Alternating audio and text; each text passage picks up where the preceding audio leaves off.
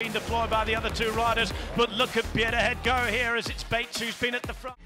He takes the shot and he ends the game!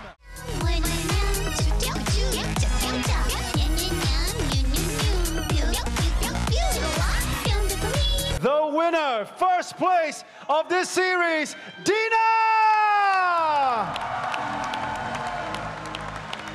This is for all the women that play video games, that play Just Dance. You are capable! To the net, to win it. Got it! Oh my God. And Teo's done it.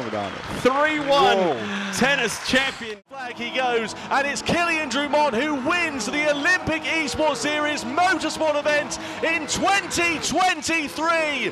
What a drive from the Frenchman. One big kick can do it for Nigel, and he finds it. What a performance there. A win with a spin. Yeah, I'm pretty tired from all the rounds. She was super fast in the first round, but I think she got tired in the second and third. That's when I could get my distancing and try and get some kicks in, yeah.